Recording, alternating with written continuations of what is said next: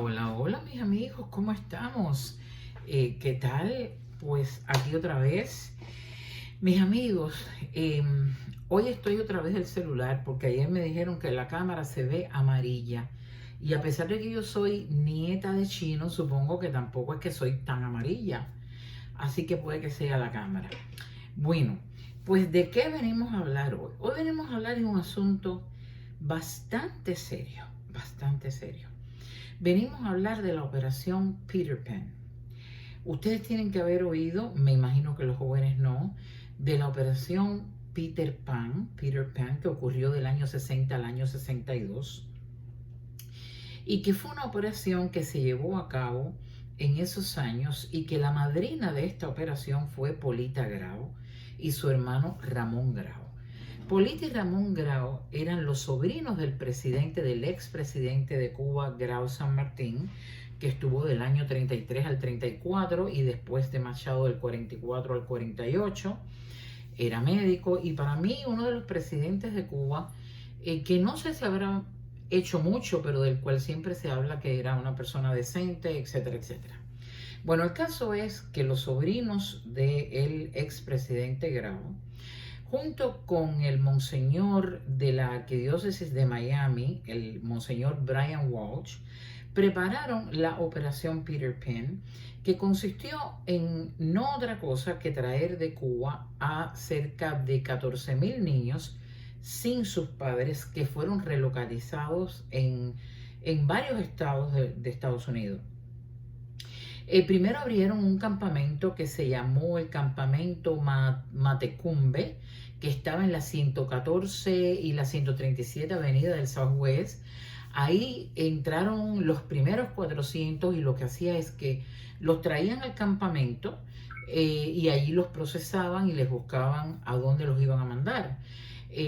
Muchos fueron acogidos por la iglesia, casi todos estos niños eran judíos, protestantes o católicos, y luego los ubicaban en diferentes estados, como por ejemplo en Delaware, en Albuquerque, en Jacksonville recogieron también, en Orlando, en Miami, en varios estados y ciudades de los Estados Unidos. Los reubicaron con familia.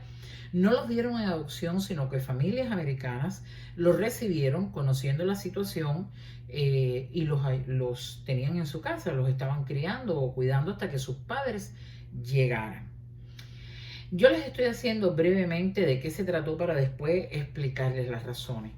Inicialmente ellos consiguieron una visa de estudiante que la tramitaron a través de una escuela americana en La Habana y tramitaban estas visas en la Embajada Americana de Cuba, visas de estudiante, pero en el año 61, cuando la Embajada de Cuba cerró, pues entonces el gobierno norteamericano accede a darle visa waivers. Por supuesto, no estamos hablando solamente del monseñor Walsh o Polita Bravo o Ramón, trabajó mucha gente que cooperó con ese proyecto Peter Pan.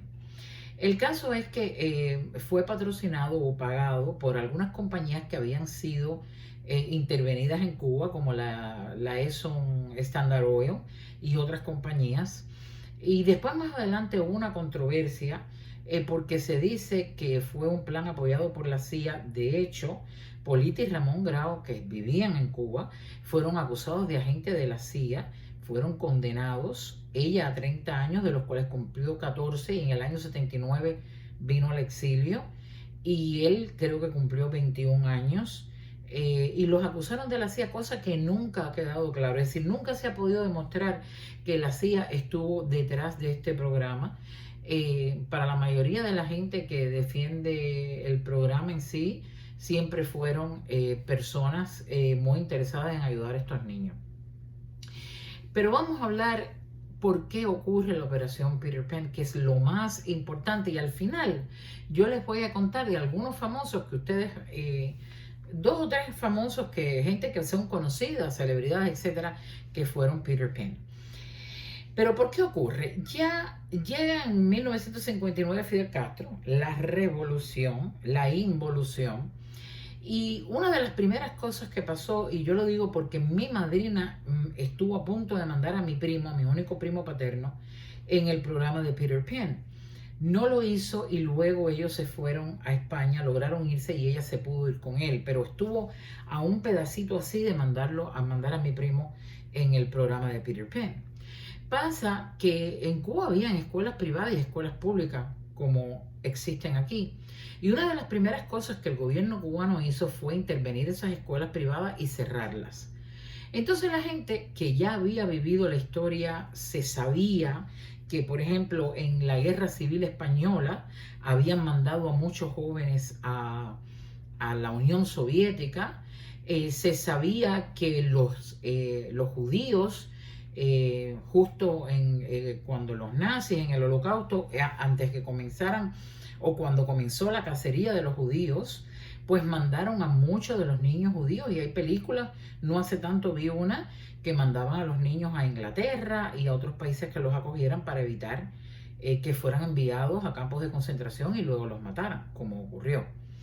Y así, es decir, que ya existe en la historia, también existió con el pueblo armenio, que siempre se habla del holocausto judío y no se habla de lo que pasó con los turcos y los armenios, donde los armenios también sacaron del país, lograron, el pueblo armenio fue expulsado de sus territorios, pero también mandaron a sus niños solos para librarlos de ser asesinados, etc. Había ocurrido en la historia, pero ¿qué pasa? Cuando llega Fidel Castro y declara que la revolución es comunista, cierra las escuelas privadas, comienza la campaña de alfabetización que vino acompañada con el adoctrinar al pueblo de Cuba.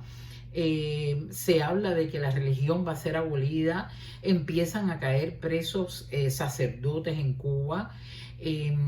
Empieza a pasar todo esto y la gente piensa que va a perder a sus hijos. Hablan de que van a mandar a los hijos a estudiar a la Unión Soviética, hablan de que los niños van a ir a becas, lo cual después sabemos que pasó, que van a ir a las escuelas al parque, al campo, y entonces los padres, pensando que iban a perder de alguna manera la patria potestad de sus hijos, porque los iban a mandar a estudiar a Rusia o los iban a mandar a escuelas becados, etcétera, etcétera, etcétera, pues los padres se asustan, y con ese sentimiento que a veces los padres tienen de incluso prescindir de la presencia de sus hijos para cuidarlos, acceden, y me imagino que algunos de ellos promueven también junto con las personas que estuvieron implicadas que ayudaron en este programa, para que sus hijos sean enviados para acá. Y los padres despiden a sus hijos, se quedan en Cuba y vienen 14.000 niños.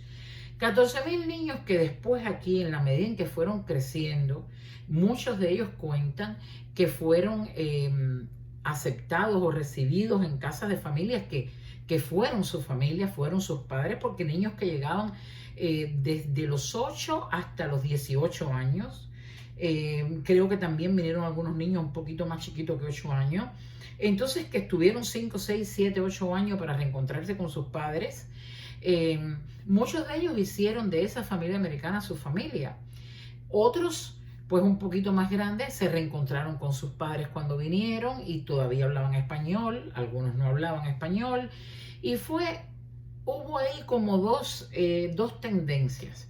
Un grupo que entendió la decisión de sus padres, que se reunió con sus padres a pesar de que les costó trabajo a muchos de ellos reunirse emocionalmente con sus padres, porque ya se habían criado en otra familia, en otra cultura, en otro país. Y un grupo que de alguna manera le criticó a sus padres, o incluso, aunque no le criticara, que estaban creciendo aquí en la época de los derechos civiles, cuando la guerra de Vietnam, que estaban todas estas manifestaciones, etcétera, pues que no estuvieron de acuerdo con la operación Peter Pan, con haber venido solos sin sus padres. Algunos cuentan las historias de abusos y cosas que tienen que pasarle a niños que están sin sus padres en una edad muy difícil. Entonces se crean esas dos tendencias.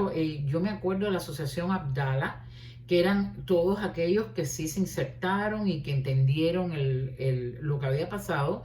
Y se creó la brigada Antonio Maceo, me acuerdo que el líder de Antonio Maceo era Andrés Gómez, que fueron a Cuba a cortar caña, que se convirtieron un poco en defensa de la revolución cubana, etcétera, etcétera. Pero al final de todo, Se podrán decir mil cosas, se podrá decir que hubo gente que le fue muy bien, hubo gente a la que le fue muy mal, pero lo más importante es entender qué pasó en un país, donde padres cuidadosos, amorosos, responsables de sus hijos que los tenían en escuela privada, etcétera, etcétera, lograron desprenderse de sus hijos por miedo a que una revolución atea les cambiara la vida a sus hijos, que los mandaran a Rusia, que pasara lo que pasó, el adoctrinamiento que el pueblo cubano estuvo sujeto a. Y esta gente, muchos de ellos después dijeron, estuve 5 o 6 años separado de mi hijo y fue terrible. Mucha gente se alegró. Pero lo importante de todo esto es, primero, el espíritu de un grupo de personas capaces de arriesgarse a ir presos, como fue Polito y Ramón Grau, por ayudar a padres, por creer en una causa. Segundo, el desparpajo social que vivió un país donde gente organizada, padres amorosos, deciden desprenderse y mandar a sus hijos lejos, a casas de personas que no conocen, porque el desorden que estaban mirando y el cambio que estaba ocurriendo ya les dejaba ver lo que vendría y lo que definitivamente pasó. Y bueno, una de las historias es un pequeño fragmento de la historia de Cuba que fue triste, porque para cualquier niño que con 10 años de edad, 12 años de edad, se ve separado de su padre en una familia que lo recibe y un padre que tiene que llorar, y hay historias tremendas, hay muchos documentales sobre esto, yo no traigo ninguno porque algunos tienen están con la mentalidad socialista, y entonces nada más que del grupo que estuvo en contra. Voy a ver si encuentro alguno que sea bastante balanceado para traérselos. Si no, búsquenlos ustedes. Hay historias tremendas de triunfo, de éxito, de gente que gracias a eso hoy son lo que son. Y hay historias también tristes de gente que volvió a ver a los 15 años a un hermano, etcétera, etcétera. Bueno, para terminar esto les cuento cuáles son algunos de esos Peter Pans. Uno es Willy Chirino, que yo me imagino que el que conoce de los Peter Pan sabe. Willy Chirino, su esposa Lisette.